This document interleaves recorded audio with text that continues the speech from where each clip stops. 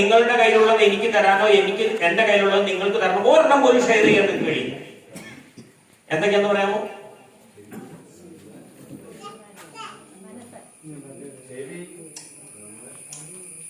ഞാൻ ക്ലൂ തരാം, സമയം പോകും, അല്ലെങ്കിൽ നിങ്ങൾ ഇന്ന് 8 മണിയായാലും വീട്ടിൽ പോകില്ല. ഞാൻ നിങ്ങൾക്ക് ക്ലൂ തരാം, നിങ്ങൾ ആൻസർ പറഞ്ഞാൽ മതി. ഓക്കെ, ശ്രദ്ധയുണ്ടാകാനുള്ള 3 കൂട്ടം കാര്യങ്ങൾ. അതിൽ ഒന്നാമത്തെ സാധനത്തിനുള്ള 3 കൂട്ടം കാര്യങ്ങൾ ചേരുമ്പോഴാണ് നമുക്ക് ശ്രദ്ധയുണ്ടാകുന്നത്. അതിൽ ഒന്നാമത്തെ സാധനത്തിനുള്ള ഒരു ക്ലൂ ഞാൻ നിങ്ങൾക്ക് തരാം. അത് നിങ്ങളുടെ മുമ്പിൽ നിന്ന്, നിങ്ങൾ ആൻസർ പറഞ്ഞോളൂ, നിങ്ങളുടെ മുമ്പിൽ നിന്ന് സംസാരിക്കുന്ന ഈ അജിയരവി 75 കിലോ തൂക്കമുണ്ട്, 54 വയസ്സുണ്ട്, ഇത്രയും സുന്ദരനാണ്.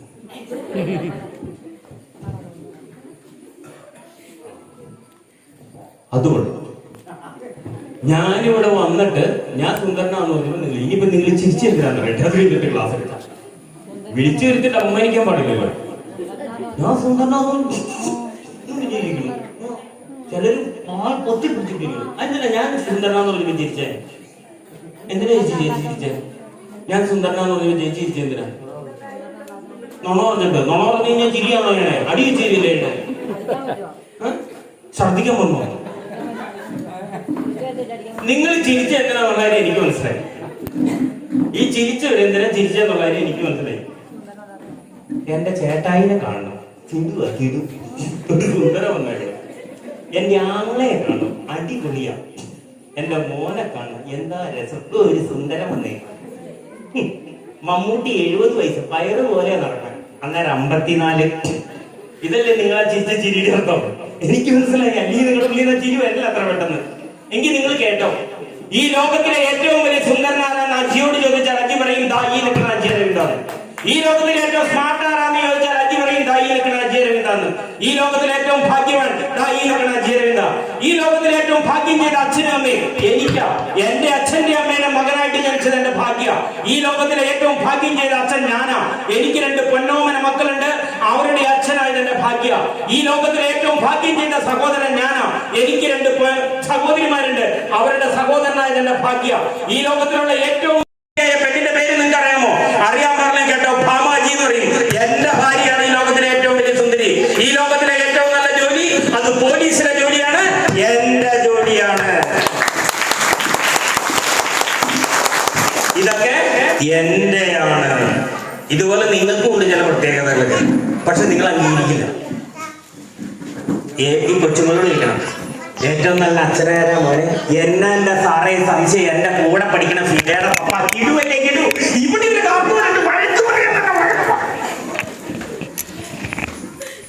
ഇനി ചേട്ടന്മാരോട് ചോദിക്കണം, അല്ലെങ്കിൽ നിങ്ങളോട് ചോദിക്കണം, ഈ ലോകത്തിലെ ഏറ്റവും നല്ല കുട്ടിയാരാണ്?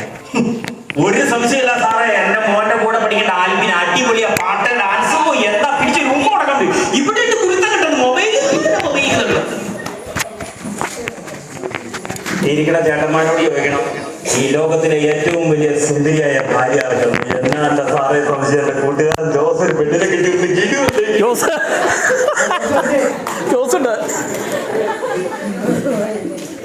ഈ ചിരിച്ച ചേച്ചിയാരോട് ചോദിക്കണം, ചേച്ചിയാരോട് ചോദിക്കുകയാണ് ഈ ലോകത്തിലെ ഏറ്റവും നല്ല ഭർത്താവാരാ? ഒരു സംശയമില്ല സാറേ, എന്റെ അനീതിനെ കിട്ടിയേക്കണം. എന്നെ വളർത്തി വലുതാക്കിയതാ ഇവിടെ നിർത്തി ഇതുപോലെ നിങ്ങളോട് സംസാരിക്കാൻ പ്രാപ്തമാക്കിയ എന്റെ അച്ഛനും അമ്മയാണ് ഈ ലോകത്തിലെ ഏറ്റവും നല്ല അച്ഛനും അമ്മയെന്ന് ഞാൻ പറഞ്ഞില്ല, പിന്നെ ആരാ പറയണേ? ഒരു ഗർഭപാത്രത്തിൽ കിടന്ന് പുറത്തു വന്ന് ഒരു പായയിൽ കിടന്നുറങ്ങി ഒരു പാത്രത്തിലുണ്ട് വഴക്ക് കൂടി ഇണങ്ങി പിണങ്ങി ഇന്ന് വിവാഹം കഴിച്ച് പല വീടുകളിൽ കഴിയുന്ന എന്റെ സഹോദരനും എന്റെ സഹോദരിയാണ് ഈ ലോകത്തിലെ ഏറ്റവും നല്ല സഹോദരനും സഹോദരിയെന്ന് ഓരോ സഹോദരനും സഹോദരിയും പറഞ്ഞില്ലെങ്കിൽ പിന്നെ ആര് പറയും? ഏതോ ഒരു വീട്ടിൽ നിന്ന് കല്യാണം കഴിച്ച് എന്റെ വീട്ടിലെത്തി എന്റെ വീട്ടിലുള്ള എല്ലാ കാര്യങ്ങളും ചെയ്ത് എന്റെ അച്ഛനമ്മമാരെ നോക്കി ഭക്ഷണം ഉണ്ടാക്കി തന്നെ എന്റെ മക്കളെ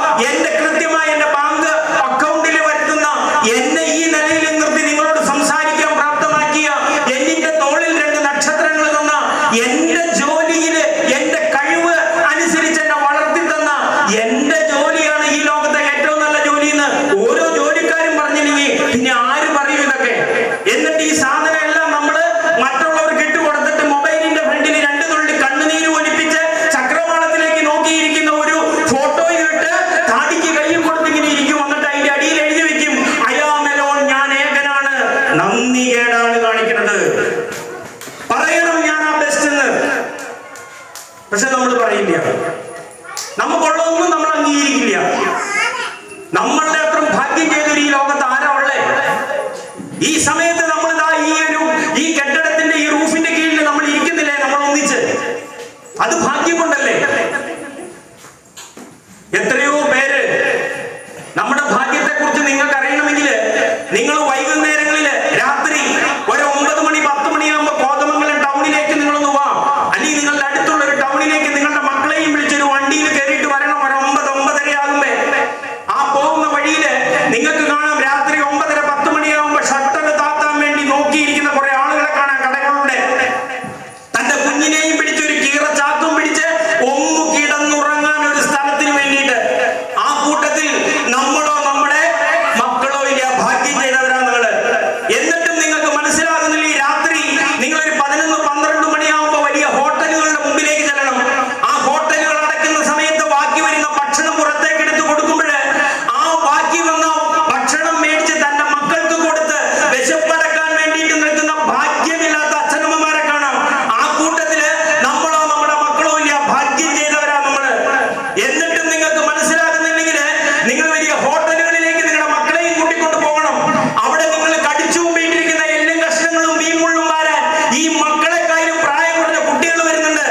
ആ കൂട്ടത്തിൽ നമ്മുടെ മക്കളോ നമ്മളോ ഇല്ല. ഭാഗ്യം ചെയ്തവരാ നമ്മള്. എന്നിട്ടും നിങ്ങൾക്ക് മനസ്സിലാകുന്നില്ലെങ്കിൽ വലിയ ദേവാലയങ്ങളിലേക്ക് നിങ്ങൾ പോകണം. ദേവാലയങ്ങളുടെ പടിക്കെട്ടുകൾക്ക് താഴെ വിയർത്ത് കുളിച്ച് വെയിൽ കൊണ്ട് കറുത്ത് കരിവാടിച്ച് അല്പവസ്ത്രം ധരിച്ച് നിങ്ങളുടെ നേരെ ഭിക്ഷാപാത്രം നീട്ടിയിരിക്കുന്ന ഒരുപാട് പേരെ കാണാം.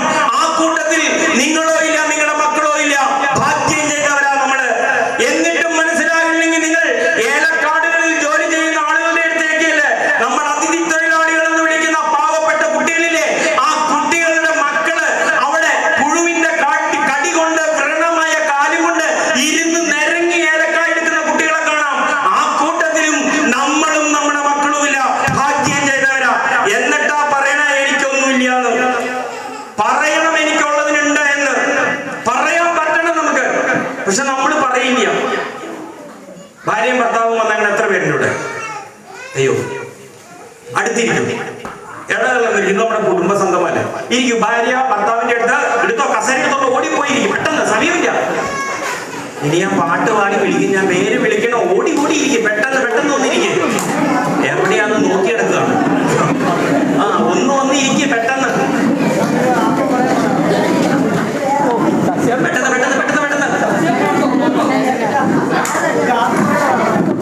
ക്യാമറയൊക്കെ തല്ലി കളയില്. പെട്ടെന്ന് ഇരുന്നോ. പെട്ടെന്ന് ചേട്ടാ വെള്ളിച്ചവടന്ന് മാറിക്കൊടുത്ത് അവരിക്കട്ടെ.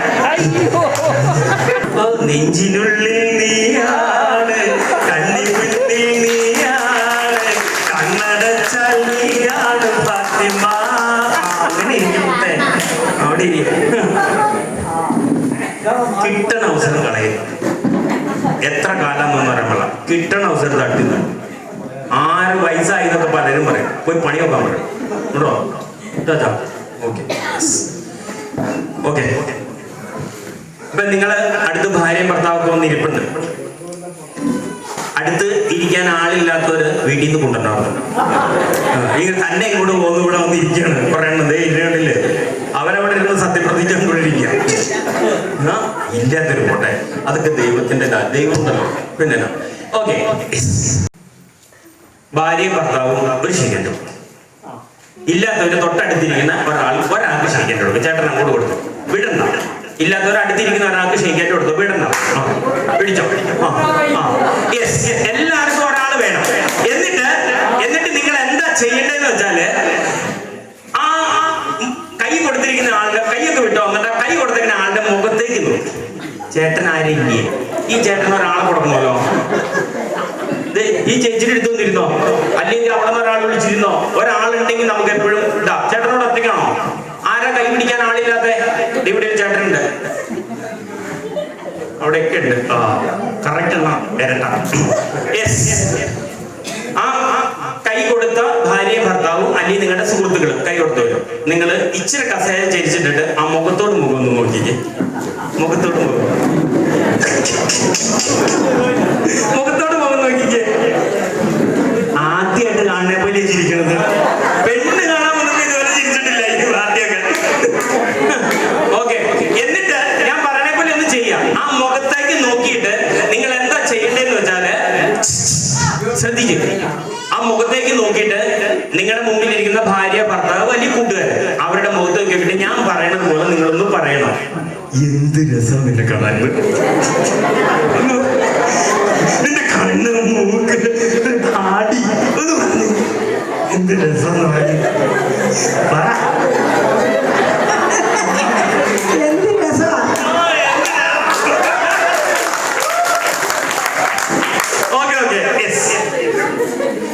ഞാനേ ഈ 7ാം വകുപ്പുകാർ പറഞ്ഞ കേൾക്കില്ലപ്പോ അനുസരണയില്ല.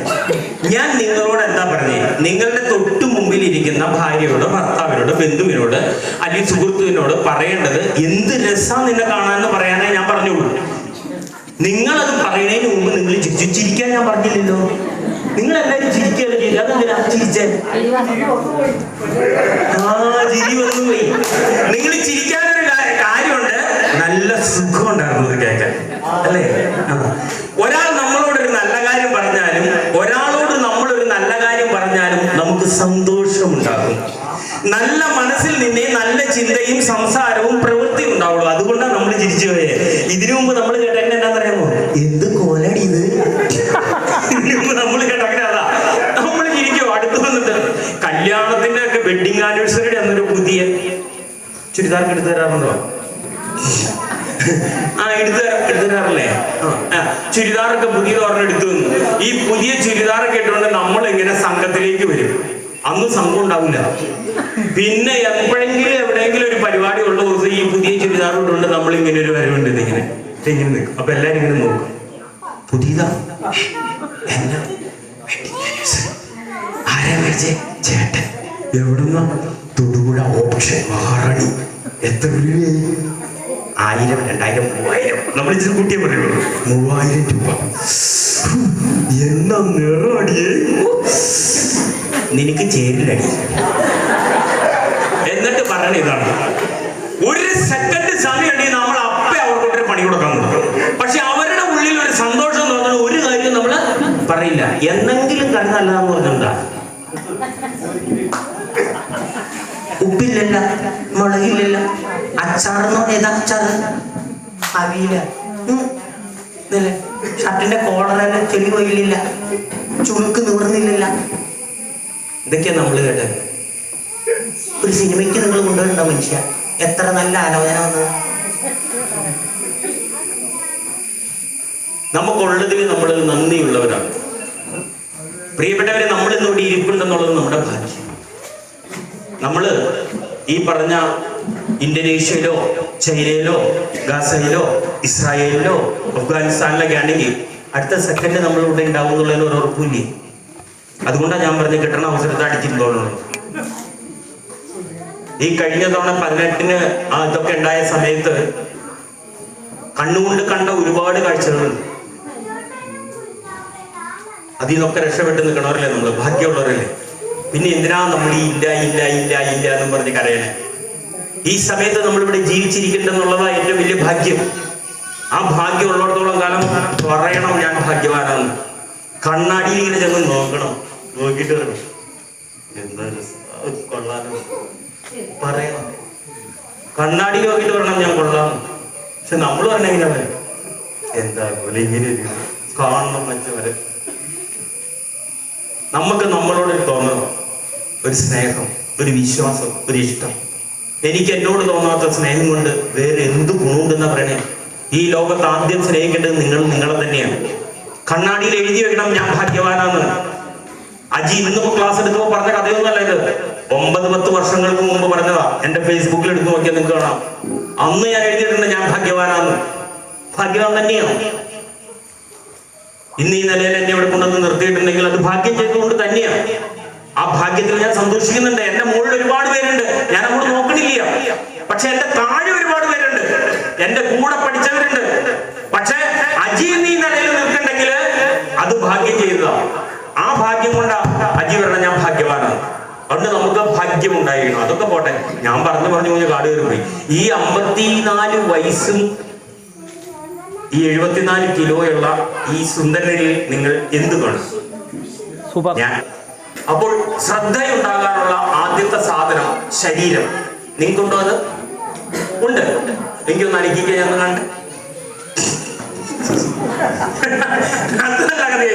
ഞാന് അപ്പ പൊന്ന് ചേച്ചി ചേട്ടാ, ഈ കുളിച്ച ഈ കുറിയും തൊട്ട് ഈ കാവ്യമുണ്ട് കൊടുത്ത് ഈ ഷർട്ട് ഇട്ട് കാപ്പിയും കുടിച്ച് ഇവിടെ വന്ന് ഇരുന്നത് പിന്നെ എന്തിന്റെ പുറത്താ ഈ ഷർട്ടൊക്കെ എടുത്തിട്ടെ? പിന്നെ ഇവിടെ വന്നിട്ട് ഉണ്ടോന്ന് പറയാൻ പിന്നെ കുളിക്ക് നോക്കണം.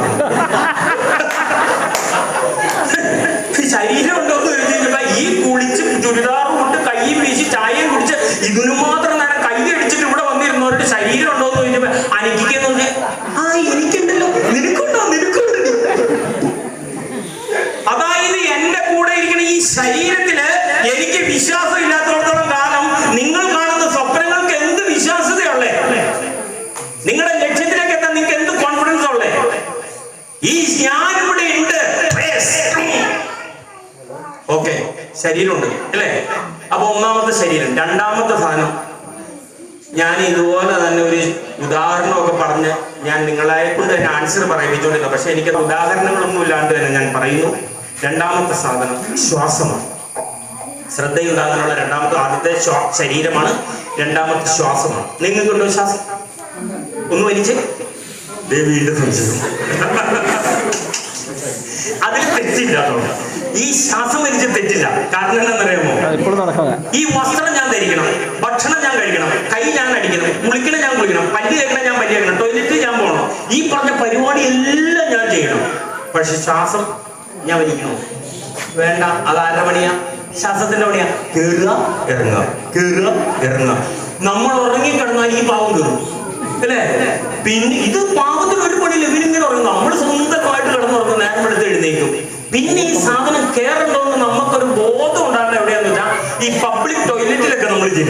അന്നേരമാണ് എന്തോ സാധനം കയറിക്കൊണ്ടല്ലോ കൊറ്റപ്പെടുത്തും. അതുവരെ നമ്മുടെ മൂക്കിക്കടി ഈ സാധനം കയറുന്നൊന്നും നമുക്കറിയാൻ പാടില്ല. ശരിയല്ലേ? ഈ ശ്വാസമാണ്.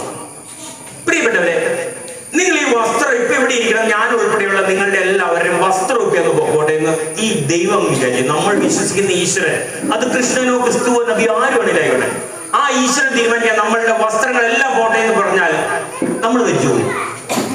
ഇല്ല.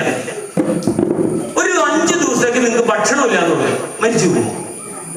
വെള്ളം ഇല്ല എന്ന് പറഞ്ഞാൽ മരിച്ചു പോകും? ഇല്ല. വിദ്യാഭ്യാസം ഇല്ല എന്ന് പറഞ്ഞാൽ മരിച്ചു പോകും? നമ്മളൊക്കെ എന്തേ മരിച്ചത് അല്ലെ? മുതലില്ല എന്ന് പറഞ്ഞാൽ മരിക്കും? ഇല്ല. മസിൽ ഇല്ല എന്ന് പറഞ്ഞാൽ മരിക്കോ? ബ്യൂട്ടി പാർലർ ഇല്ല എന്ന് പറഞ്ഞാൽ മരിക്കോ? ഇല്ല. ഈ പറഞ്ഞ ഓരോ സാധനം. പിന്നെ ഞാൻ പാർട്ടിയുടെ വലിയ ആളല്ലാന്നും ആക്കിയെന്ന് വിചാരിച്ചോ, ഞാൻ മരിച്ചു പോകും? ഇല്ല. അതായത് എന്റെ സൗന്ദര്യം, എന്റെ പൈസ, എന്റെ മുതല്, ഈ സാധനങ്ങളൊന്നും ഇല്ലാണ്ട് വന്നാലും ഞാൻ മരിച്ചു പോകില്ല. പക്ഷേ നമ്മൾ വിശ്വസിക്കുന്ന ഈശ്വരൻ, അത് കൃഷ്ണനോ ക്രിസ്തുവോ നബിയോ ആരുമായിക്കൊള്ളട്ടെ, ഈ ഹാളിലിരിക്കുന്ന ഒരാളുടെ മൂക്കില് ഇന്ന് ഞാൻ കേറുന്നില്ല എന്ന് ഇപ്പൊ ഇവിടെ വെച്ച് ഈശ്വരൻ ഒരു തീരുമാനം എടുത്താൽ നമ്മൾ എത്ര നേരം ജീവിച്ചിരിക്കും? ഈ കൈ അഴിച്ചു വെക്കുക, ഈ കസേര നിന്റെ വീട്ടിൽ പോവുക, മീൻകറി ആര് കഴിക്കും വെച്ച് വെച്ചേക്കണേ? ഇത്ര ഉള്ളൂ നമ്മള്. ഈ കസേര ഒന്നും എഴുന്നേക്കാൻ പോലും പറ്റില്ല. അടുത്ത സെക്കൻഡ് നമ്മൾ തീരും. ഇത്ര ഉള്ളൂ നമ്മള്. എന്നിട്ടാ നമ്മൾ അഹങ്കരിക്കണേ. എന്റെ പാർട്ടി, എന്റെ മതം, എന്റെ ജാതി, എന്റെ മുതല്, എന്റെ ബാങ്ക് ബാലൻസ്, ഇതൊക്കെ പറഞ്ഞ് നമ്മൾ എന്റെ വിദ്യാഭ്യാസം, എന്റെ തോളത്തിരിക്കുന്ന 2 നക്ഷത്രങ്ങള്, എന്റെ വലിയ വീട്, വലിയ വണ്ടി, ബാങ്ക് ബാലൻസ്, ഇതിന്റെയോ എന്റെ ബന്ധുബലം, ഇതിന്റെ ഒക്കെ പേരിൽ നമ്മൾ അഹങ്കരിക്കുക. ഈ സാധനം ഒന്നും ഇല്ലാണ്ടായാലും നമുക്കൊന്നും സംഭവിക്കില്ല. പക്ഷെ അടുത്ത സെക്കൻഡിൽ ഈ സാധനമൊക്കെ ഇല്ലാണ്ടാകും. മൂക്കിൽ ഈ കയറുന്ന ഈ ശ്വാസം കയറാണ്ട് വന്നാൽ ഞാൻ ഞാൻ യൂണിഫോമിലാണ്, താഴെ നിൽക്കുകയാണ്, നിയമം തെറ്റിച്ച ഒരാളും വരികയാണ്, ഞാൻ കൈ കാണിക്കുകയാണ്. കൈ കാണിച്ചിട്ട് പറയുകയാണ്, നീ ഇന്ന നിയമം തെറ്റിച്ചാണ് വന്നിരിക്കുന്നത്, ഇന്ന നിയമപ്രകാരം നിന്നെ ഞാൻ അറസ്റ്റ് ചെയ്തിരിക്കുന്നു, കേറ് വണ്ടിയിൽ നിന്ന് ഞാൻ പറഞ്ഞ് കയറ്റിക്കൊണ്ടുപോകാനുള്ള തന്റെ ഇടയിൽ അജിയാരവിന്ദ്രനുണ്ട്. പക്ഷെ എന്റെ മൂക്കിൽ നിന്ന് ഇറങ്ങിപ്പോയ ശ്വാസം ഇവിടെ തിരിച്ചു വന്നിട്ട് ഇവിടെ ഇങ്ങനെ നിൽക്കുകയാണ്, കേറുന്നില്ല. അപ്പൊ ഞാൻ അദ്ദേഹത്തോട് പറയാണ്, ശ്വാസത്തോട് പറയാണ്, ഞാൻ സ്ഥലം മൂക്കി എന്ന് പറഞ്ഞാൽ കേറുമോ? ഇത്രേ ഉള്ളൂ നമ്മള്. നിങ്ങൾ വിചാരിക്കുന്ന നിങ്ങളുടെ അഹങ്കാരങ്ങൾ സാധനങ്ങള്. ദേഷ്യം, ദുശാഠ്യം, ഗർവ്, അഹങ്കാരം, ക്ഷിപ്രകോപം, ടെൻഷൻ എല്ലാം അടുത്ത സെക്കൻഡിൽ തീരും. ഈ മൂക്കിൽ ഈ സാധനം കയറിയില്ലെങ്കിൽ ഇത്ര ഉള്ളൂ. ഞാൻ എന്ന ഭാവങ്ങളെ അടുത്ത സെക്കൻഡ് കയറിയില്ല. എത്ര വലിയ മുതലുണ്ടെങ്കിലും, എത്ര വലിയ വീടുണ്ടെങ്കിലും, എത്ര വലിയ പദവി ഉണ്ടെങ്കിലും ഈ ശ്വാസം താഴോട്ട് പോയിട്ട് അടുത്ത സെക്കൻഡിൽ എടുക്കാൻ കഴിഞ്ഞില്ലെങ്കിൽ അത്രേ ഉള്ളൂ. ഈ പറഞ്ഞ ദിവസം ഷിൻഡോ എന്നെ കൊണ്ടുപോയ സമയത്ത് ഞാനുണ്ട് വണ്ടിയില്. ഞാൻ വണ്ടി കൊണ്ടുവന്നിട്ട് എന്റെ വണ്ടി എവിടെയാന്ന് എനിക്കറിയാൻ പാടില്ല, എന്റെ പോക്കറ്റിലെ പേഴ്സ് എവിടെയാന്ന് അറിയാൻ പാടില്ല, ഇപ്പോഴും അറിയില്ല എന്റെ ബെൽറ്റ് എവിടെയാന്ന്. എന്റെ മകളെ തലേ ദിവസം ആശുപത്രിയിൽ നിന്ന് ഡിസ്ചാർജ് ചെയ്ത് വീട്ടിൽ കൊണ്ടുവന്ന് എന്റെ മക്കളെ എന്ത് ചെയ്യുന്നു 3 ദിവസത്തേക്ക് അജിക്ക് അറിയില്ലായിരുന്നു. അജി ഇങ്ങനെ ചുമ്മാ കിടന്നു 3 ദിവസം. കണ്ണു തുറന്നപ്പോൾ ഇങ്ങനെ കറങ്ങുന്ന ഒരു ഫാൻ മാത്രമേ കണ്ടേ. ഇത്ര ഉള്ളൂ നമ്മളെന്ന് പറയണത്.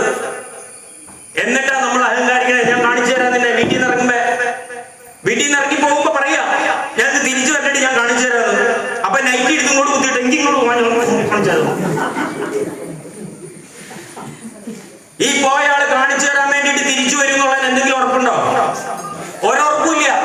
ഇനി ആള് തിരിച്ച് വീട്ടിൽ വന്ന് കാണിക്കാൻ പാകത്തിന് റെഡി ആയിട്ട് വീട്ടിൽ വരുമ്പോ ഈ കാണേണ്ട ആള് വീട്ടിലുണ്ടാവും എന്നുള്ളതിന് എന്തെങ്കിലും ഉറപ്പുണ്ടോ? ഒരുറപ്പുമില്ല. എന്നിട്ടാ വെല്ലുവിളിക്കണ നമ്മള്. ഞാൻ ഇന്ന് പോയിട്ട് പറ്റുന്നത് അടുത്തൊരു സെക്കൻഡില്ല. ഇന്ന് കോതമംഗലം എന്ന് പറഞ്ഞ സ്ഥലത്ത് നിന്ന് ഇവിടം വരെ വണ്ടി ഓടിച്ച് വരുമ്പോഴ് ഞാൻ എന്റെ ഭാര്യയ്ക്ക് ഞാൻ ഇങ്ങനെ കെട്ടിപ്പിടിച്ച് രൂപ കൊടുത്തു. എന്റെ മോള് ഞാൻ ഇറങ്ങി വരുമ്പോ അവൾക്ക് ഒരു ഓപ്പറേഷൻ കഴിഞ്ഞിരിക്കും, അവളെ അച്ഛാന്ന് പറഞ്ഞ് ഓടി വന്നു, അവൾക്ക് ഒരു രൂപ കൊടുത്തു. താഴെ ഇറങ്ങി വരുമ്പോഴേ എന്റെ അമ്മ നിൽക്കണ്ട്, സെറ്റിയിൽ ഇരിക്കുന്നുണ്ട്. അമ്മയെ പിടിച്ച് ഞാൻ കെട്ടിപ്പിടിച്ച് രൂപ കൊടുത്തു. 74 വയസ്സുണ്ട് എന്റെ അമ്മയ്ക്ക്. 54 വയസ്സുകാരൻ ഇങ്ങനെ കെട്ടിപ്പിടിച്ച് എന്റെ അമ്മയ്ക്ക് രൂപ കൊടുത്തിട്ടാ പോന്നേ. എന്തിനാ ഉമ്മ കൊടുത്തിട്ട് പോന്നേന്നറിയോ? ഇത്രയും ദൂരം വണ്ടി ഓടിച്ചു വന്ന് ഇവിടെ നിന്ന് ഞാൻ തിരിച്ചു ചെന്ന് എന്റെ അമ്മയ്ക്ക് ഒരു ഉമ്മ കൊടുക്കുന്നു. ഓരോറൊപ്പം ഈ അജിക്കില്ല. അഥവാ ഞാൻ ഉമ്മ കൊടുക്കാൻ തയ്യാറായി എന്റെ വീട്ടിൽ തിരിച്ചു ചെല്ലുമ്പോൾ ആ ഉമ്മ സ്വീകരിക്കാൻ പാകത്തിന് എന്റെ അമ്മ അവിടെ ഉണ്ടാകണമെന്നൊരു ഉറപ്പും എനിക്കില്ല. അതിന്റെ പേരില കെട്ടിയ സമയത്ത് ഇങ്ങനെ ചേർത്ത് പിടിച്ചിട്ട് ഒരു ഉമ്മ കൊടുത്തത്. അതുകൊണ്ട് കിട്ടുന്ന സമയങ്ങളിൽ ചേർന്നിരിക്കണം നമ്മളെന്ന് പറഞ്ഞത്. പക്ഷെ നമ്മളൊക്കെ വിട്ടുകൊടുക്കാൻ പറ്റില്ല നമ്മുടെ ഈഗോ. ഭാര്യയും ഭർത്താവും അടുത്തിരിപ്പുണ്ടല്ലോ, അതിരുന്നവര് മറ്റവരെ അങ്ങനെയൊക്കെ ഉണ്ടല്ലോ. ഇതില് ഭർത്താക്കന്മാര് വലത് കൈ ഇതുപോലെ ചുരുട്ടി പിടിക്കുക. ഭർത്താക്കന്മാര് വലത് കൈ ഇതുപോലെ ചുരുട്ടി പിടിക്കുക. ഒരു കൈ വലത് കൈ ഭർത്താക്കൾ. അല്ലാത്തവരെ നിങ്ങളുടെ 2 പേരിൽ ആരെങ്കിലും ഒരാള് ചുരുട്ടി പിടിക്കുക. എന്നിട്ട് ഈ കൈ എന്ത് ചെയ്യണം എന്ന് പറഞ്ഞാൽ ഇങ്ങനെ ഭാര്യയുടെ നേരെ ഇങ്ങനെ നീട്ടണം. ഇങ്ങനെ ഭാര്യയുടെ നേരെ കൈ നന്നായിട്ട് ചുരുട്ടി പിടിക്കുക. എന്നിട്ട് ഇങ്ങനെ മറ്റേ നിങ്ങൾ ആരെങ്കിലും ഒരാൾ ചുരുട്ടി പിടിച്ചോ. എന്നിട്ട് ഇങ്ങനെ നീട്ടുക. ഓക്കെ. എന്നിട്ട് ചെയ്യേണ്ട എന്താന്ന് വെച്ചാല് മറ്റേ ആള് ഈ കൈ അങ്ങ് നിവർത്താൻ നോക്കണം. ഈ വിരലങ്ങ് നിവർത്താൻ നോക്കണം. മതി നിർത്തിക്കോ. സമയമില്ലാത്തതിന്റെ വരില്ല. എന്റെ ബിജോ, ആ കൈയിന്റെ ഉള്ളിൽ വല്ല സ്വർണ്ണം ഇരിപ്പുണ്ടാകുന്നു. പിന്നെ നീ എന്തിനാ ഇതിനെ മാത്രം മുറുക്കി പിടിച്ചേ? അതിൽ എന്തുണ്ടായില്ല. ഞാൻ കൈ വിട്ടു കൊടുക്കണ്ടെന്ന് വല്ലതും പറഞ്ഞോ? അതിൽ സ്വർണ്ണമില്ല, ഒരു സാധനവും ഇല്ലല്ലോ. എന്തിനാ ഇങ്ങനെ മസിൽ പിടിച്ചു? എന്തുണ്ടായിട്ട് എന്റെ ചേട്ടാ ഇതിൽ മാത്രം? വയസ്സായി എന്ന് ഓർക്കണ്ടേ? താടി നരച്ചില്ല, അതെങ്കിലും ഓർക്കണ്ടേ? എല്ലാ കാര്യമുണ്ടോ? ഒരു സാധനം ഇല്ല. നിങ്ങളിങ്ങനെ മസിൽ പിടിച്ചപ്പോ എന്നാ സംഭവിച്ചത് നിങ്ങൾക്ക് മനസ്സിലായാലോ? ഇങ്ങനെ ഒന്നുമില്ലാത്ത ഒരു കൈ ചുരുട്ടി പിടിച്ച് ഇങ്ങനെ ഭാര്യയുടെ നേരെ കിട്ടി. ഭാര്യ വന്നിട്ട് ഇത് ഇങ്ങനെ പിടിച്ചു. ഇങ്ങനെ പിടിച്ചപ്പോ തുറക്കാൻ നോക്കി. അപ്പൊ നിങ്ങൾ എന്ത് ചെയ്തു? ഇച്ചിരി മസിൽ പിടിച്ചു. ഞാൻ എന്റെ കെട്ടിയാലൊന്നും കാണിച്ചു. ഞാൻ അങ്ങനെ വെറുതെ ഒന്നല്ല ഇങ്ങോട്ട് വന്നേ. ഞാൻ ആവശ്യത്തിന് സ്വർണ്ണം കൊണ്ടൊക്കെയാ വന്നേ. അപ്പൊ അടുത്തയാൾ അതിലും മെല്ലും കടുത്ത് മസിൽ പിടുത്തം. നിങ്ങളുടെ മുഖം എങ്ങനെ പോയെന്നറിയാമോ? ഇങ്ങനെ സുന്ദരമായിട്ട് ചുരുട്ടി ഭാര്യയുടെ നേരെ നീട്ടി ആ കയ്യ് ഇങ്ങനെ ഭാര്യ ഒന്ന് പിടിച്ചു. ഇതുപോലെ ആവശ്യമില്ലാത്ത എനർജികൾ, ഒരു കാര്യമില്ലാത്ത, ഇതിന്റെ ഉള്ളിൽ ഒന്നുമില്ലാതെ നിങ്ങൾക്ക് നല്ല അറിയാം. പിന്നെ എന്തിനാ മസിൽ പിടിച്ചേ? ഒരു കാര്യമില്ലാതെ കാപ്പിയും കുടിച്ചിരുന്ന ഈ എനർജി മൊത്തം നിങ്ങൾ കളഞ്ഞു. അല്ല ചേച്ചി, ആ ചങ്ങാതിയുടെ ഒരു സാധനം ഇല്ലാന്നുള്ള ചേച്ചിക്ക് അറിയാലോ. ഇനി ചേച്ചി എന്തെങ്കിലും മാത്രമാണ് തുറക്കാൻ നോക്കിയേ മസിൽ പിടിച്ച്. ഒന്നല്ലെങ്കിൽ ഭക്ഷണമെങ്കിലും കൊണ്ട് തന്നെ ആളാണെന്ന് വിചാരിക്കണ്ടേ? ഇതിന് മാത്രം മസിൽ പിടിക്കേണ്ട കാര്യമുണ്ട്? അതിനൊരു സാധനം ഇല്ലില്ല. എന്തിനാ മസിൽ പിടിച്ചേ? പാവത്തിന് എന്ത് കാര്യത്തിനാ മസിൽ പിടിച്ചേ? എന്തിനാ ചേച്ചി വിട്ടേക്കാൻ പറഞ്ഞു? വിട്ടുകൊടുക്കാൻ നമ്മള് തയ്യാറല്ല. ആ സമയത്ത് നിങ്ങൾക്ക് ഒരു കാര്യം ചെയ്യാറുന്നില്ലേ? ആ മസിൽ പിടിച്ച സമയത്ത് ഇങ്ങനെ ചുരുട്ടി പിടിച്ച കയ്യില് നിങ്ങളുടെ ഭാര്യ അല്ലെങ്കിൽ നിങ്ങളുടെ ഭർത്താവ് കൂട്ടുകാരൻ വന്നത് ഇങ്ങനെ തൊട്ട സമയത്ത് നിങ്ങൾക്ക് ഇത്ര ഉള്ള ചേട്ടൻ എല്ലാരും ചൊല്ലണ് കല്ലാണി നെഞ്ചിലെന്ന് കരിങ്കല്ലാണി നെഞ്ചിലെന്ന് ഞാനൊന്നു തൊട്ടപ്പോ നീലക്കരിമ്പിന്റെ തുണ്ടാണ് കണ്ടതയ്യ, ചക്കരത്തുണ്ടാണ് കണ്ടതയ്യ. നാടാകെ ചൊല്ലണ് ഈ നാട്ടാരും ചൊല്ലണ് കാടാണി കരളിലെന്ന് കൊടും കാടാണി കരളിലെന്ന്. ഞാനൊന്നു കേറിയപ്പോൾ നീലക്കുയിലിന്റെ കൂടാണ് കണ്ടതയ്യ, ചക്കര കൂടാണ് കണ്ടതയ്യ. എന്റെ ചേട്ടാ, ഈ നാട്ടുകാര് മൊത്തം പറയും ചേട്ടൻ കടുംപെട്ട. പക്ഷെ എനിക്കറിയാം എന്റെ ചേട്ടൻ സോഫ്റ്റ്. വിട്ട് കൊടുക്കാൻ പറ്റണം. ആവശ്യമില്ലാത്ത മസിൽ പിടുത്തം എന്തിനു വേണ്ടിയിട്ടാ നമ്മൾ ഈ ആവശ്യമില്ലാത്ത മസിൽ പിടിക്കണേ? ഈ ശ്വാസം പോയ അടുത്ത സെക്കൻഡില്ല. നമുക്ക് കുറച്ച് മണിക്കൂറുകൾ കഴിയുമ്പോൾ കൊണ്ടുപോകും പള്ളിപ്പറമ്പിലേക്ക്. ജീവനില്ലാത്ത നമ്മുടെ ശരീരത്തിൽ ജീവനുള്ളൊരു സംഗതി വരും. ഇത്രേ ഉള്ളൂ നമ്മള്. പക്ഷെ ജീവിച്ചിരിക്കുന്ന കാലഘട്ടത്തില് ചേർത്ത് പിടിക്കണം നമ്മുടെ പ്രിയപ്പെട്ടവരെ. വിട്ടു കൊടുക്കുന്നിടത്ത് വിട്ടു കൊടുക്കണം. അനാവശ്യമായ ദേഷ്യവും വൈരാഗ്യവും ഒക്കെ നമ്മുടെ വീട്ടിലുണ്ട്.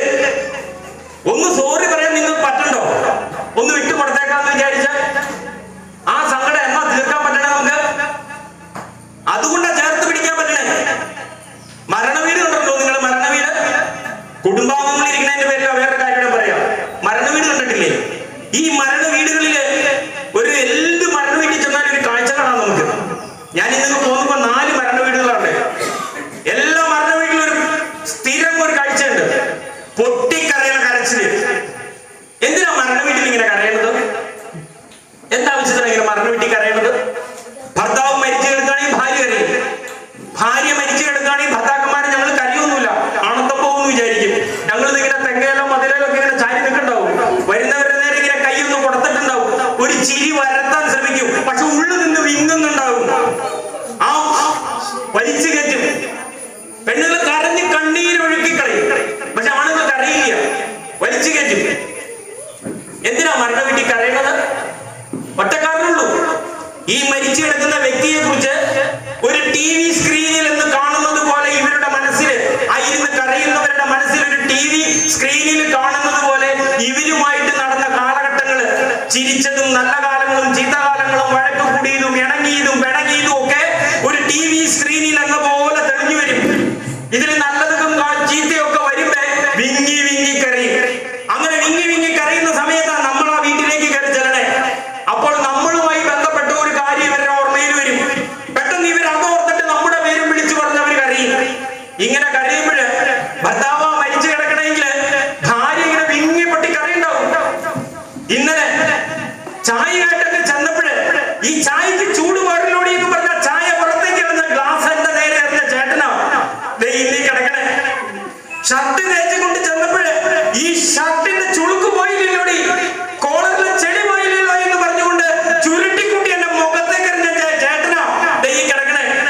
ഇന്നലെ പെട്ടെന്ന് ഒരു ഇടി വെട്ടിയപ്പോഴ് കട്ടിലിന്റെ 2 സൈഡിൽ കിടന്ന് ഞങ്ങള് ഒരു ഇടി വെട്ടിയ സമയത്ത് പേടിച്ചു വരച്ച് ഞാൻ ചെന്നപ്പോൾ എന്നെ ചേർത്ത് എന്റെ നെഞ്ചോടടിക്കുക എന്റെ ചേട്ടനാ ഈ കിടക്കണേ. നാളെ എനിക്ക്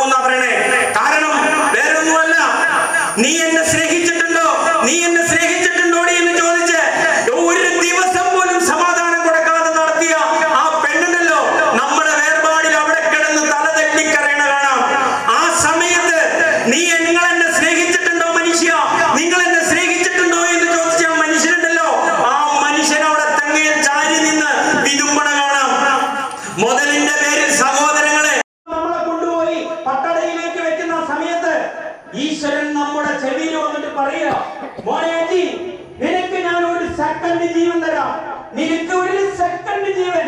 നീ നാളെ തീർന്നു പോകും. ഒന്നെങ്കിൽ നിന്നെ അഗ്നി എടുക്കും, ഇല്ലെങ്കിൽ നിന്നെ മണ്ണെടുക്കും. അതിനു മുമ്പ് നിനക്ക് നിന്റെ പ്രിയപ്പെട്ടവരെ ഒന്നുകൂടി കാണണമെന്നുണ്ടോ?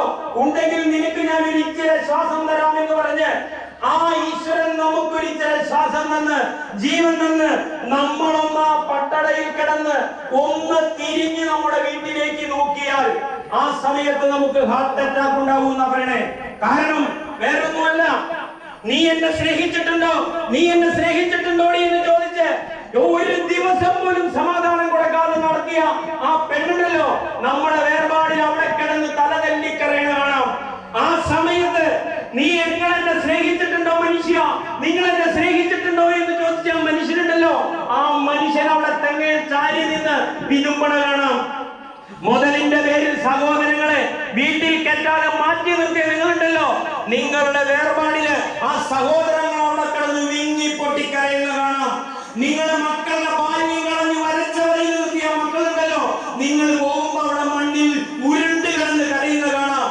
നിങ്ങളുടെ അയൽവക്കക്കാരന്റെ നിഴല് പോലും എന്റെ പറമ്പിൽ വീഴരുതെന്ന് വിചാരിച്ച് പൊക്കിക്കെട്ടിയ മതിലിനപ്പുറത്തുണ്ടല്ലോ, ആ അയൽവക്കക്കാരൻ നിങ്ങളുടെ പോക്കിൽ കിടന്ന് വീങ്ങുന്ന കാണാം.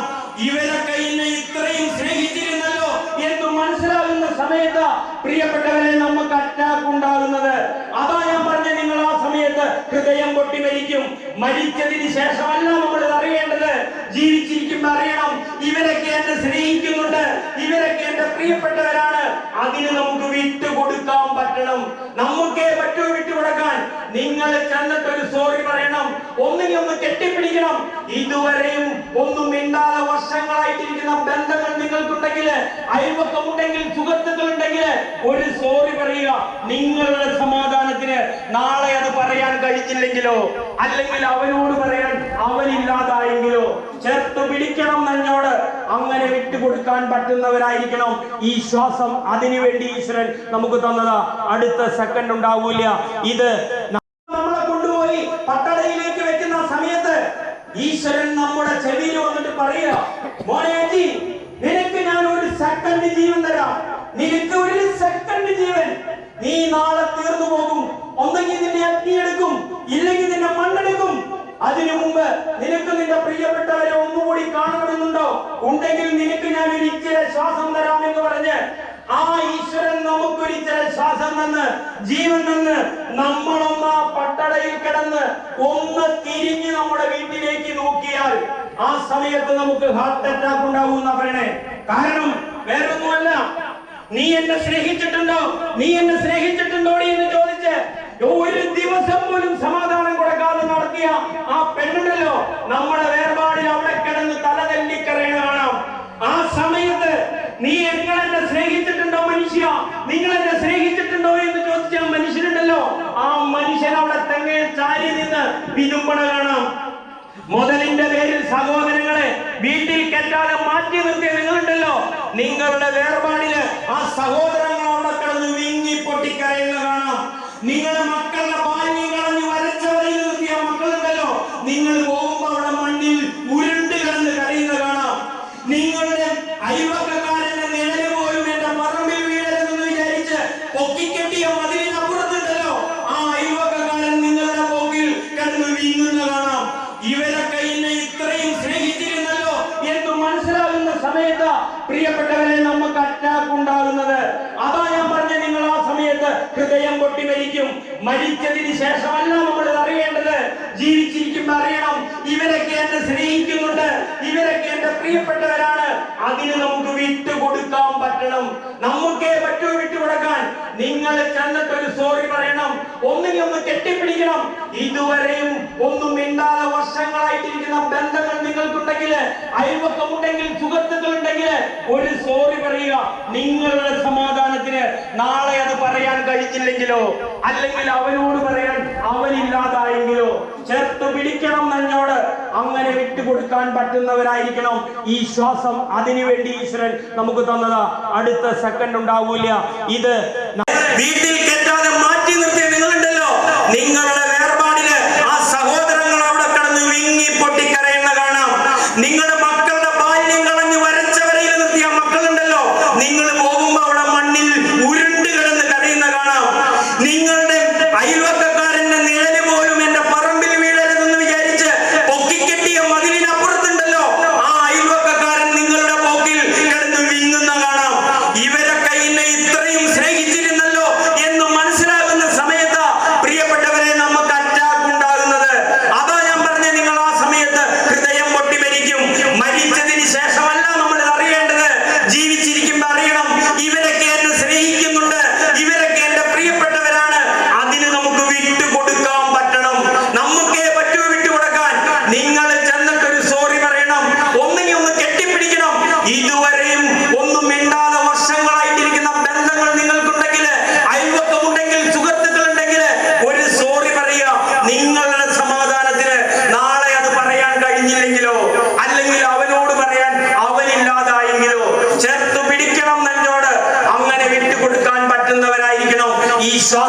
അതിനുവേണ്ടി ഈശ്വരൻ നമുക്ക് തന്നതാ.